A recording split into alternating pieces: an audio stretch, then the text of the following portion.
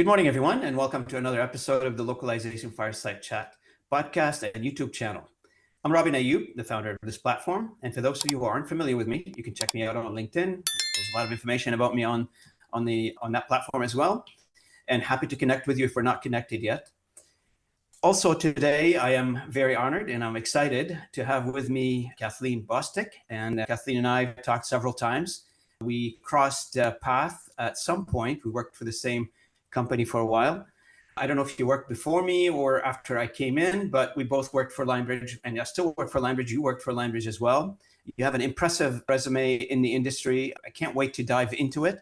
It's a coffee chat, so no pressure. Just imagine us, both of us, having a coffee at Starbucks and talking about the localization world. And this is what this conversation is about. Welcome to the show. Welcome to the episode, Kathleen. Glad to have you with me. And if you don't mind, tell the audience a little bit about yourself. Well, first of all, thank you, Robin, for having me. We've talked for years. We've never met in person. So one of these days it's going to happen.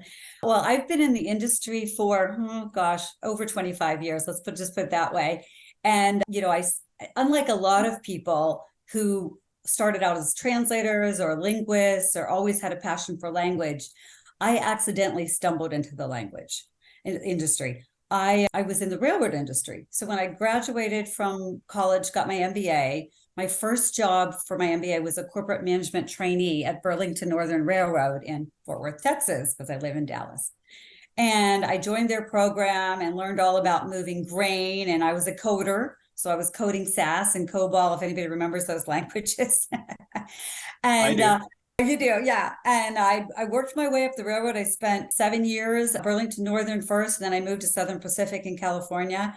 And at the height of my career, I was in Trains magazine it was called the Big Iron Ore Heist. And it was the largest deal in the history of the railroad. It was a $150 million deal moving taconite and coal across the railroad. So when I hit that point, I looked around one day and I was still in my early 30s. And I thought, you know what, this is it. I was the most senior woman at the railroad. I actually helped them write the dress code so that women could wear pants. And I realized that I didn't look like everyone else in senior management. And so it was time to make a move. And I was bored, so I thought, okay, what's my next chapter? Back then, there were newspapers that had ads. And there was an ad in the paper for a VP of marketing and sales for a company called ILE, which everyone had acronyms that stood for International Language Engineering. And it was one of the early mom and pop startups. They were about 10 million. And I made the leap into the language industry through an ad in the paper. So just by happenstance, I took a pay cut to go in. I ended up in the VP of marketing was the wife. So it was a husband and wife company. And they were big in the high tech space. So HP, back in those days, there was ITP, there was ILE, there was INTL, internationallanguage.com. Berlitz. So there were all those types of names that have gone by the wayside for the most part. And so I learned from the ground up, sitting in the VP of marketing's office, how to do localization. And in those days, it was really translation memory had just come onto the scene and everyone was afraid of it. Nobody knew what to do with it. And so it was, okay, this was transforming the industry. It reminds me a lot of what's going on now, with AI, and we'll get to that. But so she taught me very well, but I also realized within about 9 months, I'd been used to the corporate world and that this mom and pop setup was a little bit of a challenge for me. So didn't I meet SDL at a STC conference, networking? That's another, big theme that I'll have. And they said, hey, if you ever want to do something else, let us know. We'd be interested in talking to you. Well, they weren't even in the US. They were $4 million. They had 40 people and they were a UK-based company. So one day on a whim, I messaged them and said, hey, I'm interested. And the message got to the CEO, Mark Lancaster, who, is a famous founder in localization. And he said, are you sure she doesn't just want a free trip to the UK? So obviously that wasn't it. So I made my way to the UK, interviewed with them, and I became SDL's first US employee in 1996. And my real aha moment, because I came from a company that had over 35,000 employees at the railroad, right, to a company that was kind of established in the US, to sitting in my home office one day and looking around going, okay, nobody knows me and nobody knows SDL. And so if I don't pick up this phone and make cold calls, I'm not going to have a job. And so I looked at it that way. And the other way, I thought, you know what? Somebody's funding my own business.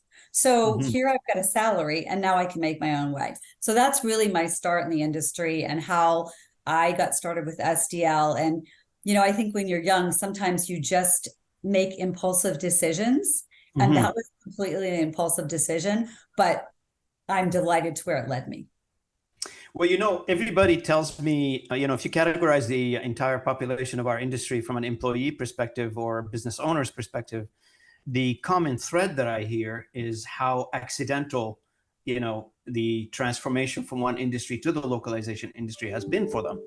And, for me personally, it's the same idea. I'm not sure if I told you the story before. I was coming back from a trip. I was in the tech business, similar to you, and you were talking about COBOL. I was coding in COBOL, doing all that stuff. And I was coming back from a trip in the US, and the gentleman was sitting beside me on the plane, happened to run a small company called Lexitech International at the time, based in Moncton, New Brunswick, Canada. And he convinced me to become his VP of sales. And the company was tiny. It was like a couple of $1 million company. And here's me. I was working for a large conglomerate telecom company. So I took the dive, and maybe I had too much gin on that flight. I have no idea. But and the rest is history. That's 21 years ago.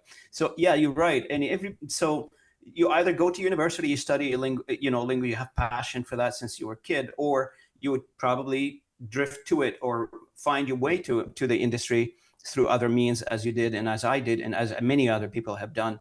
Now, throughout your history, throughout your career, you've dealt with many customers on the customer side, partner side, etc. And today, when we talk about global content, can you explain to the audience, the global content in terms of how do we take a content from a local to global, and what are the benefits associated for taking content to global? So, I think this is something that a lot of companies struggle with because they want to know what their ROI is. And they don't know. So they do their content in English and they hope. And you think after all these years and all the research out there, if you remember the long time ago, Common Sense Advisory, can't read, won't buy, right? And people realize, okay, you know what? If I'm going to go to Germany, I need to have my content in German. And that's really a pretty straightforward process. I think we've all honed that pretty well between translate, project managers, and then we've got translation memories, we've got style guides, we have machine translation that's, been trained for these companies. And I think it's a pretty straightforward process. But I think what's happening now is, now that we've introduced AI into the mix, it's kind of causing some disruption. It's a disruptive technology, right? And so I don't know if any of us know actually where that's going to take us, because we can't see into the future. But there's a lot of smart people out there in the industry that are diving deep into it and looking at how they can use it in the process.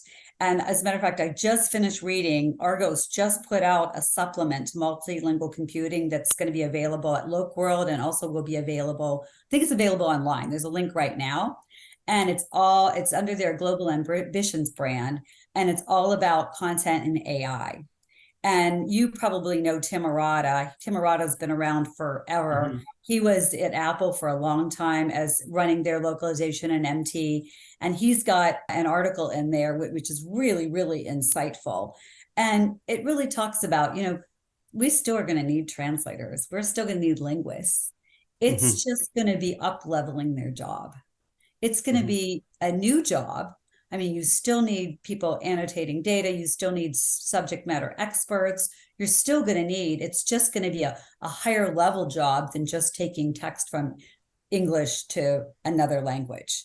And, I don't know about you, but I've started experimenting with some of the platforms out there. And I'd be interested to hear what you have to say, but I am absolutely fascinated and blown away by what I've been able to get out of them. But then I also see the downfalls. That's right. So we had a conversation yesterday at the ALC, and the question was, what is the biggest threat to some of the association at the time, language industry associations? And you know that I manage I'm the president of the Canadian Language Industry Association. So in my capacity, I was answering that particular question. And one of them, it was the technologies that we are adopting right now, and people are not yet fully understanding the risk and benefits of these technologies, but they're jumping on the bandwagon before proper assessment has been done. And basically, that is creating a bit of a risk because, yes, adoption, and I'm not talking about our industry, I'm talking about the consumer of our industry. So that would be the customers in this case. So adopting this technology too quick without proper assessment of benefits and risks analysis, proper risk analysis on it, it's going to cause damage. It's going to cause damage in lowering the quality of the communication. The content is being put out there, be it generated or translated, it doesn't matter. It's going to cut corners in many aspects of how we communicate as a society, not just necessarily our customers. And proper analysis and proper transformation and proper training to how you use these tools are absolutely necessary. And the potential for these tools is absolutely great, but you have to know how to use them. And if you use them in the wrong way, it's going to cause more damage, more harm than benefits. And that's going to affect everybody in the wrong intended consequences, obviously. Mm-hmm. Give an example, for instance, if you go to generative AI and you ask AI to write you an email, and you cut and paste it, put it into an email and send it without reading it and sending it out to somebody, it automatically can tell you it's full of mistakes, not necessarily mistakes linguistically, maybe, but maybe the context is missing, maybe the idea that you're trying to convey is not correct, etc. So there is as you mentioned earlier, there's always a need for a human to be in the middle, to review, to harness, to tweak, but it's a great assistance. Like I'm using them on a day-to-day basis. My productivity level is gone up tremendously, but I'm always in the center of how I use these tools. And there's many of them out there. It's increasing productivity. It's allowing me to do more with less. Absolutely phenomenal if you use them in the right way. Obviously, there is a right and wrong way to use any tool, but this is my interpretation of it. Yeah, and I totally agree. And the prompt piece is fascinating on how and I know there are some really good courses out there now. Coursera has some courses on prompt engineering that some of my colleagues have taken, and it's on my list to take because I think we always have to embrace and learn new things, right? We can't be stuck in the mud and say it's not going to change. So embrace what's happening. Okay, I'm late in my career, but I'm very interested in taking this class. And what I realize is how I ask it really is how it results. So you need a human to be, first of all, know what to ask, right? Mm-hmm. And so, for example, I was working on an RFP for a healthcare company. And so I asked ChatGPT, how can interpretation decrease costs and increase patient satisfaction in healthcare? That's a pretty complicated prompt. So I have to know what to ask, right? The answer was absolutely spot on, I have to say. Incredible. But it was also had no personality to it. It was very factual. So it was a great piece to then add into the presentation and then humanize it with examples. And that's how I found it very, very beneficial. And it cut down the time of me researching, how is this going to decrease costs, to, okay, I've got this back in 30 seconds, and now it's going to take me an hour to build the presentation versus maybe 4 hours. So I'm impressed with using it that way. But I don't think there's any possible way at this point or the foreseeable future that you don't need some type of human eyes on it, as whether a subject matter expertise or even in the prompt piece. Maybe someday you can train the prompts, but right now you still need humans to do the prompts.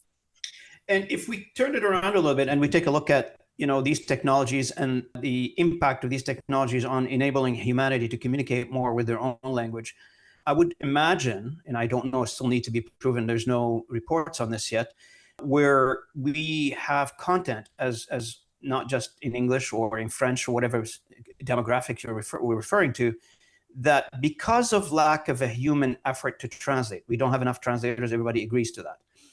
Now that with the tools that we currently have in place, that this specific content is now enabled to cheaply mind you, may not be as to the highest quality out there, but at least it conveys it into another language. So example, you're sitting on a reams of data sitting in a company A, and because of lack of resources, I don't have enough staff, or I don't have enough translators to do the job. Now with AI, you are able to take that content and put it into another language and give people access to that content. Am I correct with that theory, or this is out to lunch? No, I agree with that. And you just hit on one of my hot buttons, which is language access. And not just in terms of translation, but in terms of my youngest daughter is deaf. So language access has been a challenge all of our life, and getting an interpreter for her. Just access to language at the table when there's a group of people, and her being able to understand. So what I'm hoping is that this new technology is going to allow people with disabilities, such as deaf, blind, hard of hearing, that they can have easy access, so that they're on a bus and they're all of a sudden the bus driver is saying the next stop is so and so, and there's nothing written anywhere, or they're on a plane and there's an emergency. She always has to ask the person next to her, hey, what did they say? Can you tell? I'm deaf, so can you help me understand what they say? All right, so if we can have automated real-time interpretation, a text where you speech to text, reading it and understanding the message with good accuracy, that is not going to take anyone's job away. That's just going to allow access to people who haven't had access, and even, as far as like taking it to the next level, when she makes a doctor's appointment, the minute she asks for an interpreter, all of a sudden those appointments are full, which is just not appropriate. It's not ADA compliance, right? There's ways to mediate that, but it's a real problem. So language access is something for everyone of any language that this is really important to help them with. I do believe that there is a huge amount of benefits on every facet of our lives with AI, specifically when it comes to languages, like in the education sector. I know I've talked to Carrie Fisher on one of the episodes, and one of the topic was teaching your kids languages at the early stage of their life, and the impact that would have on their career down the road, on this society, on many aspects. And that's a fascinating topic as well.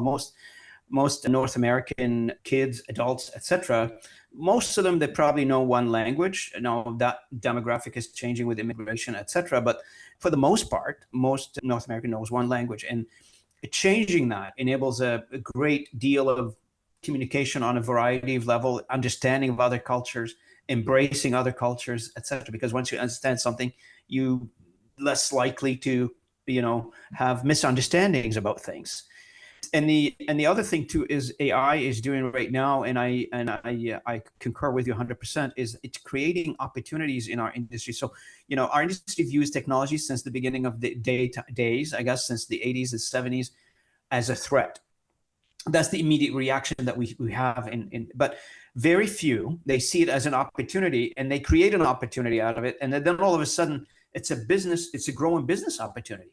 I interviewed Oz Zakowski from deep.ai, and the sole purpose of this company is developed an AI application to take, movies from the big studios in Hollywood and convert them and, dub them to a sub-Saharan languages. Otherwise, the big studios are not going to be dubbing them to those languages. So using AI tool now that we have these entertainment mediums, if you will, accessible by hundreds of languages that they did not have access to it before in their own language. I mean, right, which is amazing, because there's no ROI for human translation. But when now you've got technology, what's 100%. Interesting is one of the industry events that I've been going to forever is LOC World, and I'm sure you've been to some. And I was the very first sponsor of LOC World when it was Web Globalization. Ulrich and his team have really built a really great legacy in the language industry. But if you look at the LOC World that's coming up in a couple of weeks, all the sponsors are language technology or technology companies. That is a huge shift. In the past, it used to be language services companies, but now you've got companies like Phrase, Intento, XTM. All of them are up there, and they've got some twist to AI integration that they're going to be talking about. And who are they talking to? Well, so what, 60% of the conference attendees are LSPs, and then 40% on the client side. So everyone in that audience is their client. Correct. And that's a quite the dramatic shift, if I may, because in some of the LOC World, well, the one I attended, it was in Montreal, I guess, quite a long time ago. I noticed. Remember, I was there. You were there. I remember. You were there, right? Yes, yes. I remember the audience was completely LSPs, and the draw that we were trying to get is get more customers in so they could be engaged in a more better conversation when it comes to how we talk together. Now technology is coming in, but what has changed in between that time and now is our industry went through a financial transformation, meaning that our industry now is a lot of PE money is coming in. A lot of PE money is private equity firms are coming in and buying these companies and trying to improve them. Some people view the PE money, it depends on which side of the spectrum you're on in our industry. Some people view that aspect of the investment money coming into the industry as negative. Some people see it as positive. I'd like to see the glasses half full all the time. So in this case, I'm finding that the PE firms has a great impact because it enabled us to think a little differently how we view our business from the inside out, meaning that we have to be more efficient. We have to do more with less. There are not many people are going to university, study linguistic degrees to the amount of what we need as a global spectrum. So I feel like what you just said about the amount of technology companies in our industry are direct result of somebody from outside coming in and saying, you need to do better. Did you see that it was just announced, I think this week, that there a TMS that was originally called Cordoba, which I wasn't really familiar with, never had a lot of traction. They changed their name to writer.com and they got 100 million in funding because they have a private cloud AI piece of technology with AI. But that's just mind blowing. So all the TMS companies, TMS has just become, it's a TMS, right? I mean, it's become very generic. Everyone's got a TMS. It's just normal. How do you differentiate your brand? But these guys decided that, and I think it's a female CEO and founder, decided that, we're going to go this route and change their name to writer.com and got into the content business. How brilliant is that? I mean, that's definitely something to watch. 100 million. That's a huge investment. And you bring a very good point because CSA research says that we have about 19,000 companies, give or take, in the industry globally. Now that's, the old 80-20 rules always there. 80% of the business at the top 20 companies and the rest of them are smaller to medium-sized organization, which is fine. So if you were to say, these companies most of them are in the legacy space. I would call it legacy space because that's in today's age. There is the old traditional way of doing things. Some people still prefer to do things in their own way, which is fine. And there is the adoption of new technology, do things less, do things more of it. And there is a huge opportunity in that space yet to convert, to do better. And I talked to Michelle Lopez from E2F on one of these episodes, and this is a specific example of how you take a company from your legacy services to figure out what other services I can do with my organization and offer those services to the market and be profitable at it.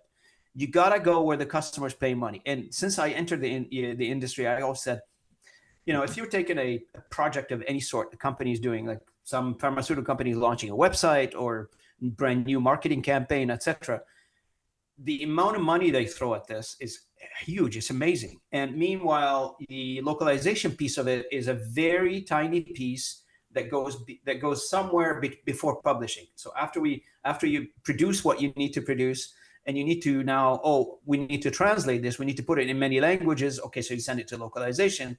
So let's say as an example, and I don't know, they spend $100 million on a marketing campaign, and they spend $1 million on translating it, or not even.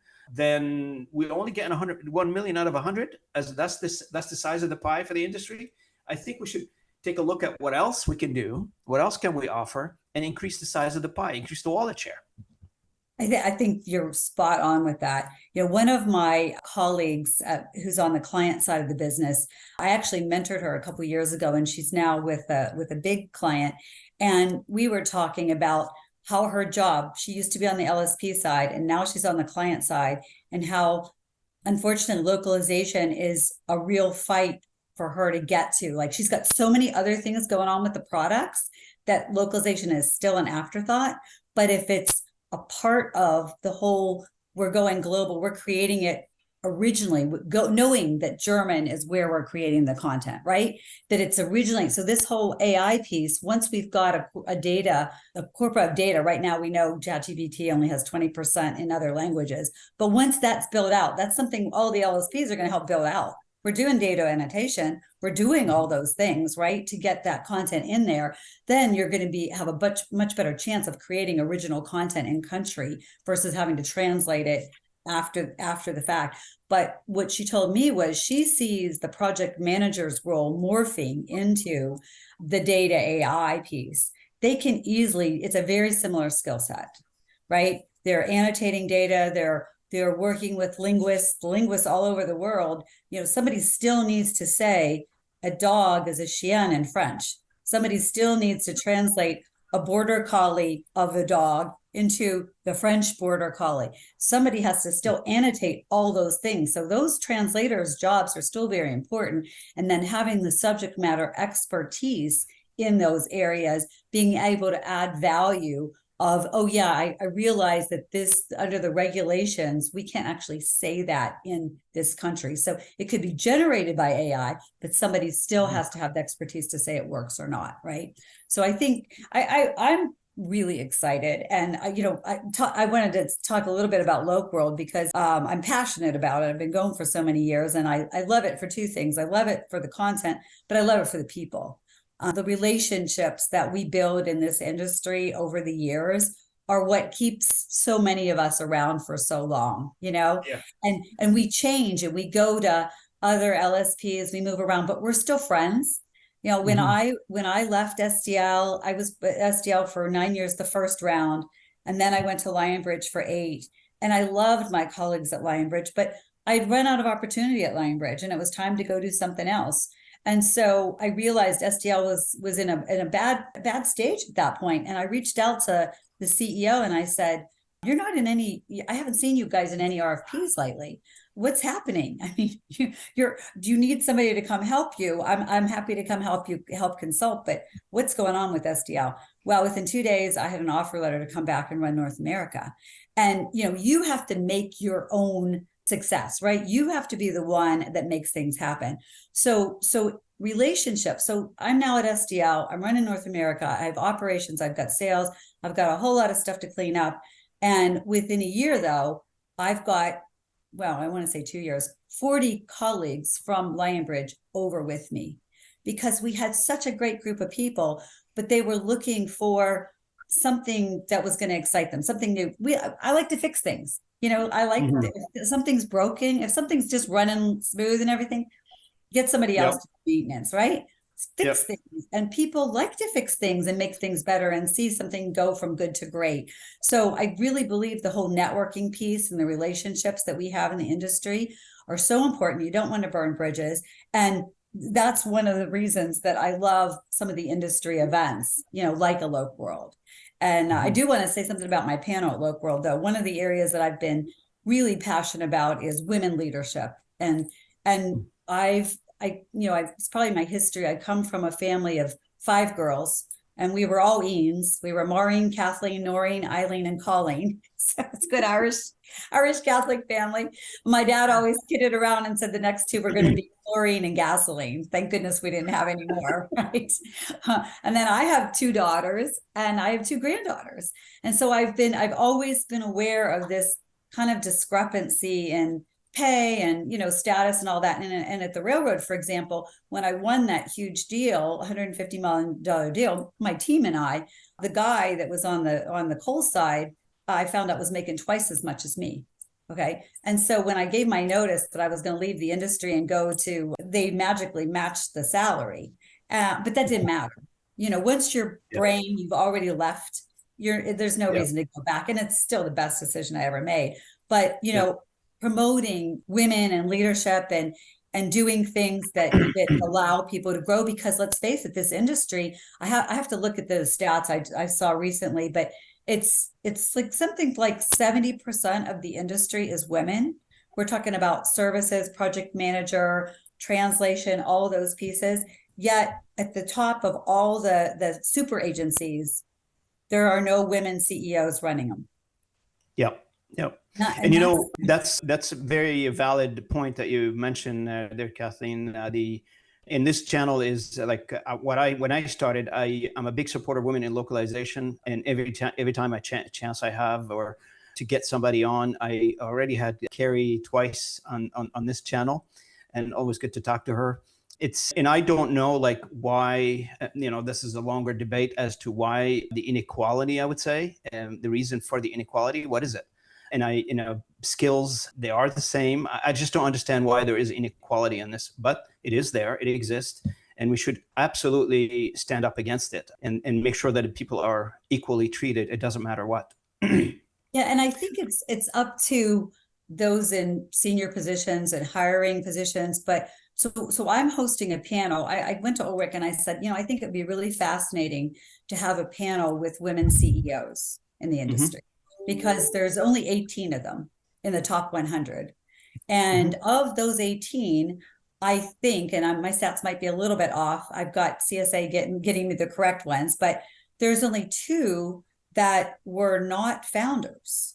So it seems like the fastest way to be a CEO in localization is to be a founder of the company or a co-founder, and you become CEO, right? Start something. Yeah. So 2 that are on my panel, Veronique Oskaya, who I'm sure you've known, and we actually met at Lionbridge, and she's CEO of Argos. She's the only outside recruited CEO that has been a CEO twice. So she was first CEO at Language Wire. She started out as CRO and then became CEO, sold that company, and then was recruited to Argos. So she's CEO of Argos, now going on 3 years. Silke from Yonkers, she is an outside CEO recruited. I worked with her at SDL. She ran EMEA when I ran North America. Well, she got recruited as an outsider to be a CEO. So she's on my panel. So those 2 women are on my panel. And then I've got Mila Govina from Masterword, and she's actually a founder CEO. So I think it's going to be really interesting to have different perspectives, but I want to ask bigger questions, is why do you have to be a founder to be a CEO? It takes a lot of guts and hard work and something I never had to be a founder of a successful company. That's a whole different path, right? But coming in and being a CEO, being recruited is different. So why aren't more being recruited? And if I go back to the railroad industry, which I look at as like way behind us, technology, innovation, of the class 1 carriers, there's 5 class 1 carriers. They have 2 female CEOs running this old school railroad industry.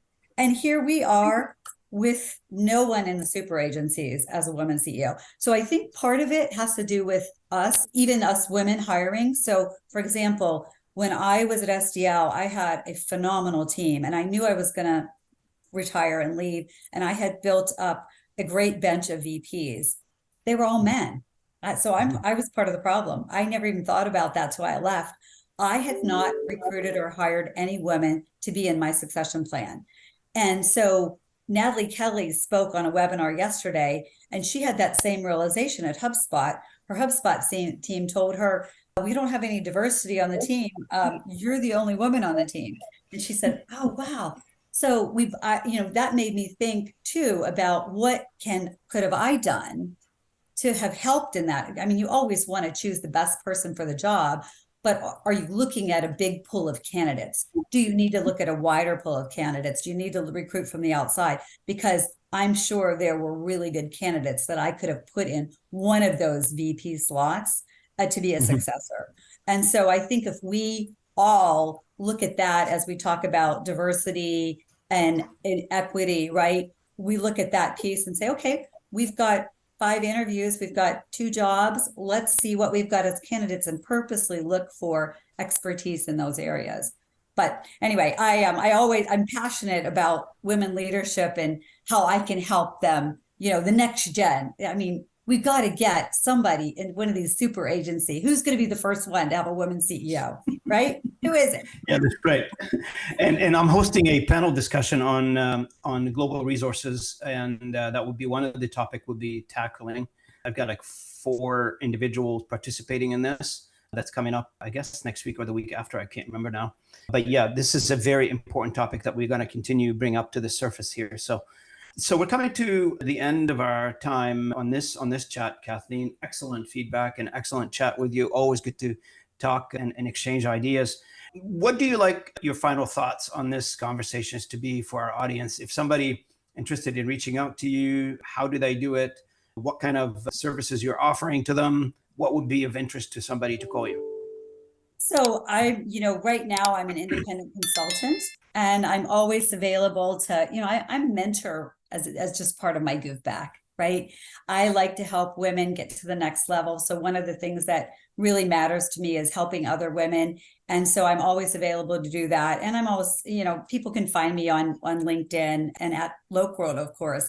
But I think one of the big takeaways is, if you're in a position or you're at a company and you're not happy, you're in charge of your own destiny.